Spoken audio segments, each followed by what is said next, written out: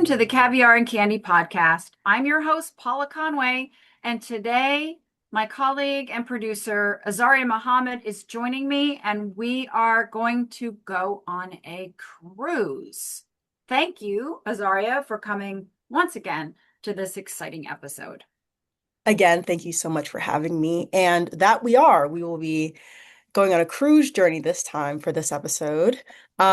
We're going to be talking about Cunard's ship that voyages across the Atlantic Ocean, the Queen Mary 2 cruise, also known as the QM2. Yeah. So let's start out. Just give me an overview of the ship, like where it goes, special features, and overall passenger experience. So, one of the things that is so exciting and interesting and important about this particular ship is the very first distinction to understand. The Queen Mary 2 is not technically a cruise ship. She's an ocean liner. And she's actually the only true ocean liner in service and the only one on the planet right now. And so that's very, very different. So characteristics of an ocean liner versus a cruise ship. She was designed for point-to-point transit, namely the transatlantic crossing, which is what I did between New York and Southampton. And because of the way she's built, she keeps a timetable no matter how bad the weather gets. And that is an important distinction from a cruise ship. So her features, she's very thick. She has very heavy steel hulls, and she has this very deep V-shaped bottom that goes deeper than a typical cruise ship. So if you think about it, she's very heavy down on the bottom, right? And up here, as opposed to a typical cruise ship, which is kind of laying, it has a hole, but minimal. It's lying flat on the surface of the ocean. So it's a very different feel. She is actually built to cut straight through giant ocean waters. hmm She was purpose built for these cross oceans, particularly in the North Atlantic, rather than just going from port to resort to port to port. She does do those port to ports. She does do them, but her signature trip is and always was this transatlantic crossing between New York and Southampton. So think about her as being steadier, going faster. She can go faster than a cruise ship, and being able to cut through storms at sea in a way that cruise ships simply can't. And therefore, she is always on time. And she also needs to cut through the icebergs, Right. right? So if it's, yes, if she is cutting through, depending on where you are, she can cut through icy chops in the ocean that a cruise ship just can't and isn't built for. Most people, too, also say, I was in very rough waters on my transatlantic cruise. You're not always. Sometimes it's very glass and very still. It just depends on the weather. I was in very choppy waters. And I've been in really choppy waters on, say, a Disney cruise, on an MSC cruise. Because of the way those cruise ships are built, you feel it more. When you're on the hmm Queen Mary 2, yes, you will feel choppy waters, but she can take extreme chop and you're not tilting and listing side to side tremendously. She sounds like a fortress, and I She's love a that. fortress. That's a great word. She's a great word. Okay, so now I'm curious, what makes the QM2 so different from other luxury cruise ships that you've been on or any that you know of? So, the experience is much more ritualized and traditional than a contemporary cruise. And she's not trying to be a cruise ship. I mean, it is a cruising experience, but she is embedded, British tradition is embedded deep in her. So, afternoon tea is happening in many different spaces on the Queen Mary 2. The ballroom dancing is a distinction. The lectures and the type of people who are there, a lot of artists, a lot of specialists in their fields, live music. And dressing for the dinner and the gala evenings is a distinction among the traditions. So if you think about the traditional British tea with the scones, if you're American, or scones, if you're a British, an Englander, and the clotted cream and the sandwiches. I mean, it's white glove service. Literally, the Mm, tea is served with white gloves, and this is part of the Queen Mary tradition and the Cunard tradition. mm. Obviously, these gala evenings are fascinating because this is another tradition that Cunard has had, where, and you can opt out, you don't have to do them, but on gala evenings, it's black or white tux and ball gowns. And the people who frequent Cunards and are loyal to the brand love it.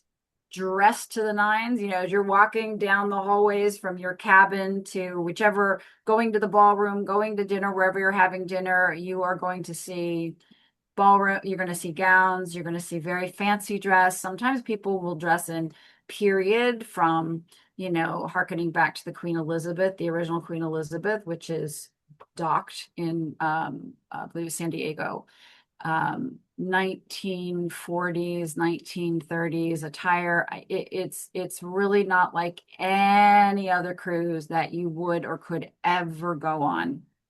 And it's really built around the journey itself. So when you think about the transatlantic, it's a 7 day cruise, 6 night, 7 day cruise.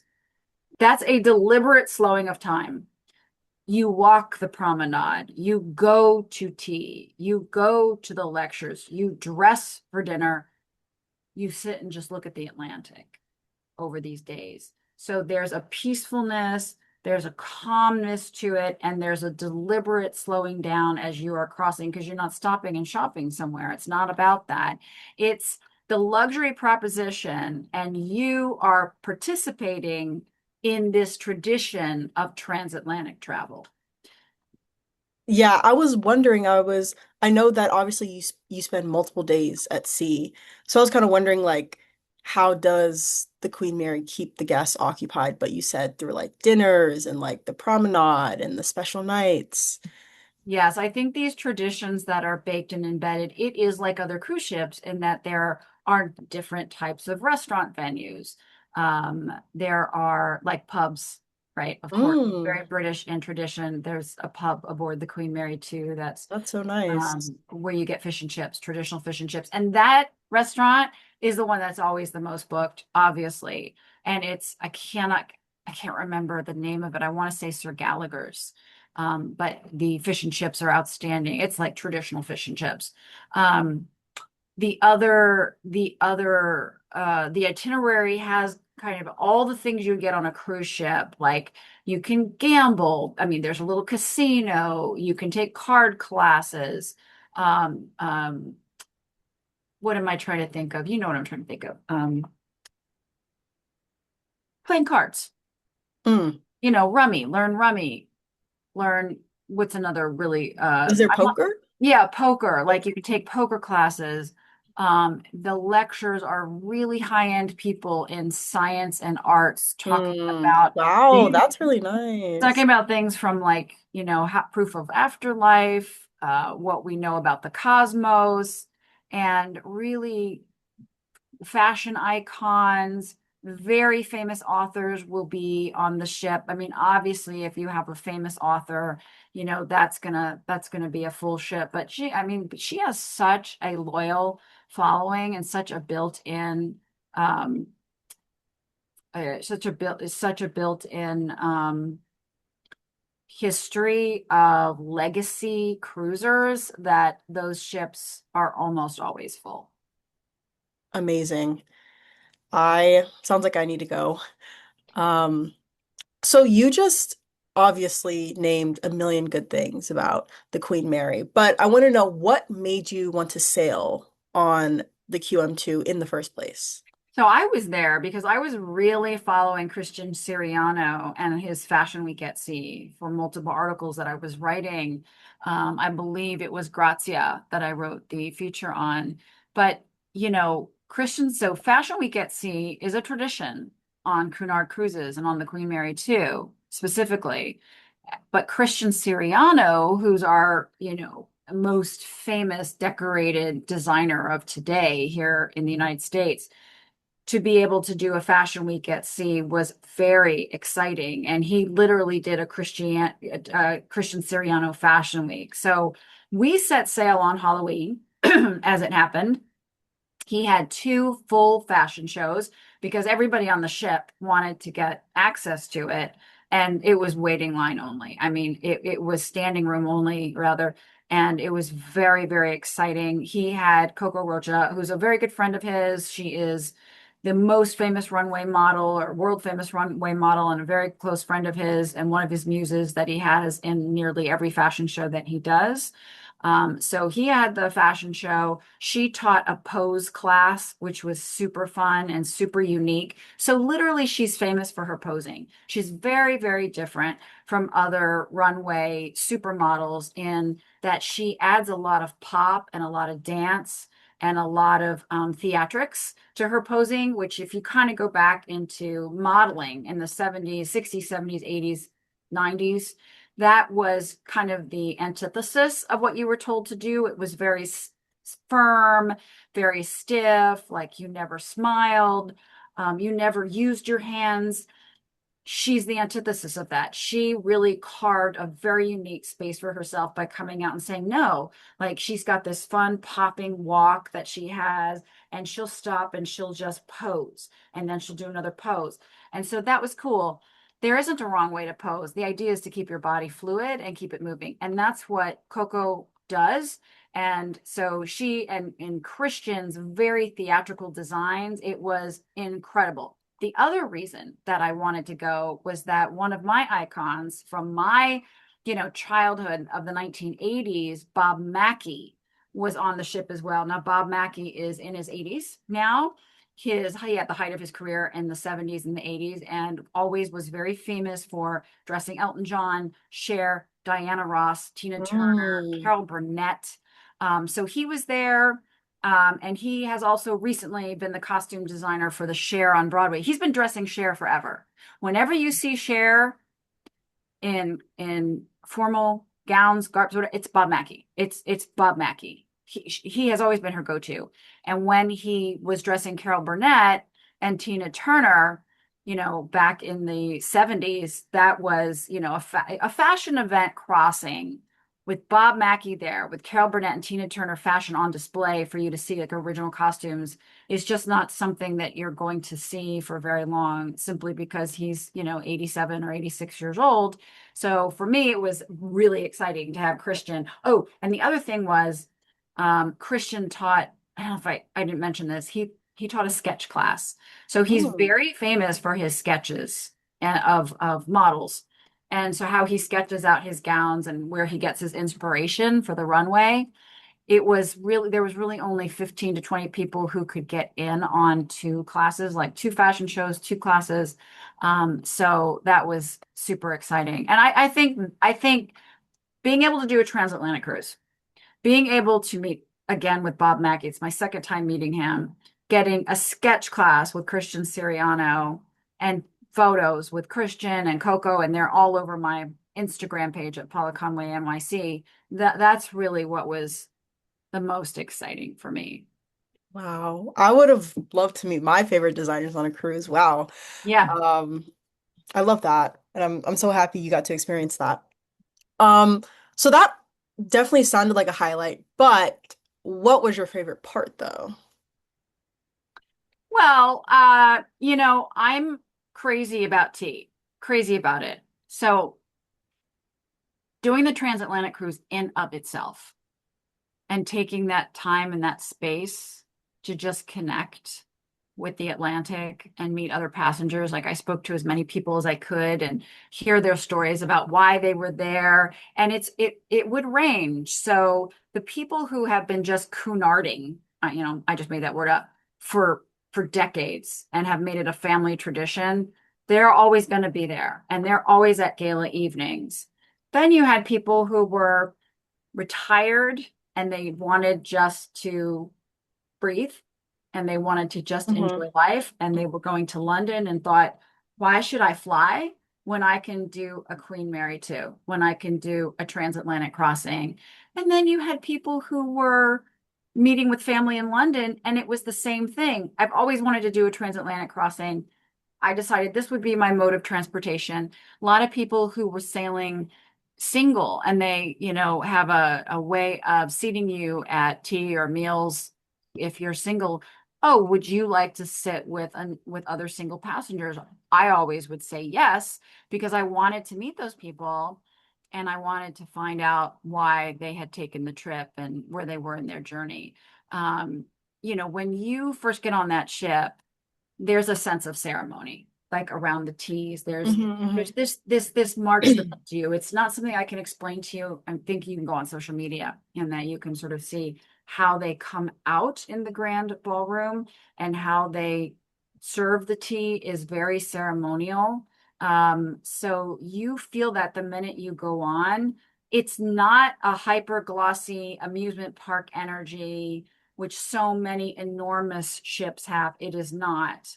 You have sweeping staircases, dark woods, maritime details, long corridors, and, traditional public rooms.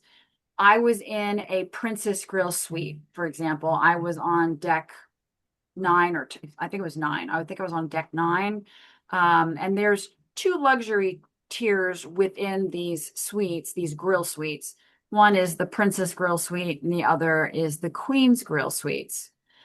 And the Queen's grills are just a little bit more expensive and a little bit larger, than the Princess Grill suites. But you also have a private dining room. You can dine anywhere you want to, except if you're in a Princess Grill, you don't go into a Queen's Grill. That's just they are for their passengers. So they're very private. So you're with other Queen's Grills people who are sailing or other Princess Grill suites, people who are sailing, and they're private restaurants essentially. And so there is again that tradition, that ceremony of I'm with the Princess Grill, I'm with the Queen's Grill, and the rooms are bigger.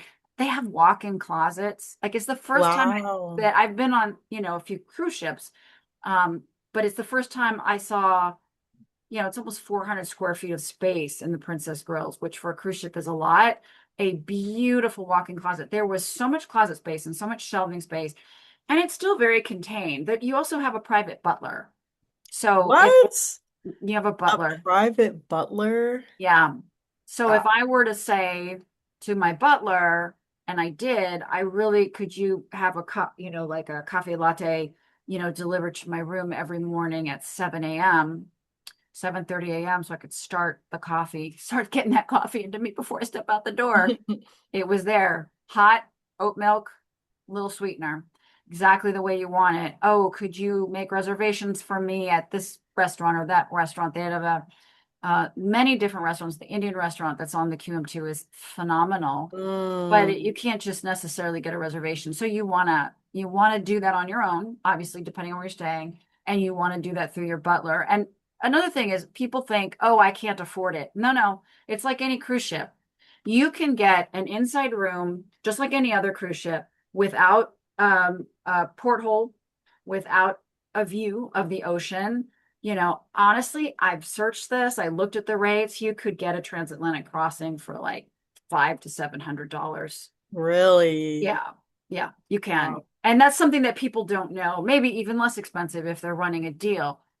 You will be paying for things on top of that. There are only certain Mm, restaurants that are going to be included in that, right? mm. Alcohol is not included in that and other things. But if you were like, I've got to do it and this is my budget, you absolutely can do it on a budget. Wow. Okay, next vacation for me. That's noted. It's Um, really amazing. I also didn't ask, where did you go? I know it goes to England, but is that like what If, cities did you go to when when you took the oh no, cruise? you just go from New York to Southampton, England. That's it. Oh, okay. Yeah, yeah. It's a transatlantic crossing. So in the context of the cruising world, she went on to Amsterdam after that. She went on to do other things. But that she's equipment. So you're moving the cruise ships around the world. You got a transatlantic cross. You have to. Okay. So separate from cruising through Spain or any other part of the world where you would stop here, stop there, stop, in Venice, stop in somewhere in Spain, go to Amsterdam, whatever. They have to get the cruise ship over there. They're not already over there. Right. Disney's the same. Like Royal Caribbean is the same. They move the equipment. Those are called transatlantic cruises. So it's a very specific thing to do a transatlantic cruise. So like I said, people just wanted to go to London because it's only like a half an hour Southampton outside of London. It's where their port is, kind of like ours is out of Brooklyn in New York. Mhm. You would say, I just don't want to fly. I want to try a transatlantic cruise. Some people stayed on and they went on to Amsterdam and the Netherlands because she does do that. She does do stops like other cruise ships do, but she is well known because of the transatlantic cruise and because of how she's built to be able to keep the schedule despite the weather. Okay, got it. So for my last question, why do you think guests keep coming back to the Queen Mary? I think Cunard's a tradition and you want that exceptional service, you want that white glove service, but you want the British traditions that they have baked in, like the gala evenings, dressing for dinner. Not everybody does. You can go into certain areas where you can have food that everybody does at some point, and you can wear jeans and sneakers, and it's fine. Most of the people who cruise want to dress up on this with this brand. Did you That is dress part of. up? Oh, yes. I absolutely did. I think I should have made that picture my background. It's all over my Instagram, but yes, I absolutely did. I went to the gala evenings. I listened to, there's a lot of music. There are a lot of bands. They also have a kind of a nightclub that has a younger demographic that doesn't open Wow. until 11 o'clock at night and goes to 2 o'clock in the morning and and we did that too. I did that too. Obviously, the models and Christian, the models are 12. They're like between the ages of 18, and 22. Oh yeah, they were all in the nightclub. I was there too on one of the nights, I wanted to see everything. And then you Mhm. have parts of the ship that are, more to the 50s, 60s and, 70s, 80s and up.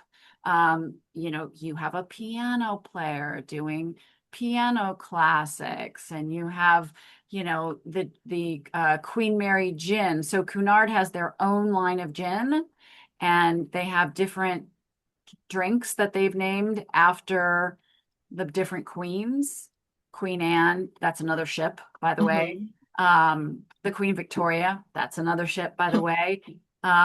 So, you know, the older passengers would more be in those different lounges that are available at night, and they would be very, very dressed up. And then, for those of us who wanted to go and rock out, we hit the younger person. It was Wow, I love the versatility. It's like you have the formal evenings and the lectures, and then you have the nightclub.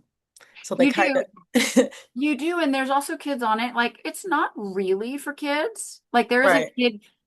there isn't kid programming like you would have on a Royal Caribbean. Hmm. There's a pool, of course, but there's several. There aren't slides and kind of all the stuff that you would think Right. around the Because it's key. not geared towards like No, families or whatever. no. But people did. They had their 2-year-olds, 3-year-olds, babies, 8-year-olds. Sure, they did have them and they grow up doing Cunards and other, cruise lines. But, I was talking to my cousin because I invited her to go with me because I was entitled to bring a guest, which was nice. And she didn't want to go. And the reason she didn't want to go was she wasn't sure if she would feel comfortable being like kind of stuck at sea, for 7 days. Mm, Definitely are. But her big thing was, I don't want to dress up. And I interesting. said, well, but wait, you don't have to. That's optional. You Yeah. can go to a gala evening if you want to, but you don't have to. I'm going to go because I was, invited and I was there for the specific reason. I said, but there's other places to eat where you can just go. and not dress up and just enjoy watching people. It's a great way of just like taking in the environment, take in the Atlantic, clear your mind. One of the best things to do, they have a beautiful library. They have a beautiful library on the ship, and you can just sit in a cubby overlooking the water and read. And they have a library butler. So when you get there, you just say which book or books. You can take up your stack of books and you can sit in sort of this semi-private cubby. Like you can see people next to you, but it's sort of quartered off. Hmm. You're just like right over the ocean and just listen to the ocean and feel the waves going up and down and get stuck in your book. I did a little bit of that, but I absolutely didn't do nearly as much of that as I would have liked to because I had a busy itinerary. And here you can see the front of the ship. Do you see how she's really, really narrow? Hmm. Because she can cut through the water faster. That's what contributes to her ability. She can go faster, she can get there faster, she can be on time, even if there's really rough seas. But what you can't see is underneath. She is just, again, sorry, I got it a bit. She's much deeper than a cruise ship. So Hmm. she has more stability. So the funny thing is, I would say to somebody if they're worried about getting seasick, which, I take a patch. I do get seasick if I don't have it. I tell people, well, go on a cruise liner. She's the only one, but it's going to be a more stable experience for you. And go get that $570 inner cabin and have a little budget for if you drink alcohol, how you want to do that. And if you want to have dinner, one night or two nights at one of the other restaurants that you have to, pay out of pocket, or don't go do it. These classes, these instructions on, playing different card games and these lectures, they're all included. Anybody can go to those. You're not paying extra for that. Yeah, I love how it's like the passengers can choose their experience. If they want to do something, they do it. If Yes. they don't, they don't. Yes. It's And I no love that. different. Yes. Yes. And that's on other cruise providers as well. You can choose your experience and you can, there's a place for you. You'll find your people. 100%. No doubt. Yeah, I can't recommend it highly enough, and I feel very privileged to have gone. I love talking about Cunard. They are really an amazing brand, and I'm glad that they're still thriving as our economy has changed, as social media has changed things. That they stick to their traditions, their formal British traditions, and they have that as really the thing that anchors them in people's minds who are repeat Cunard travelers. Well, thank you so much for this lovely episode about the Queen Mary 2. And I learned so much. Thank you. And thank you for joining us today on today's episode of the Caviar and Candy podcast as we spoke about the luxurious transatlantic voyage that is the Queen Mary 2. Join right here for more episodes on luxury travel and lifestyle and follow me on Instagram at Paula Conway NYC or follow me on Forbes for more luxury travel content and news about what's going on in the space.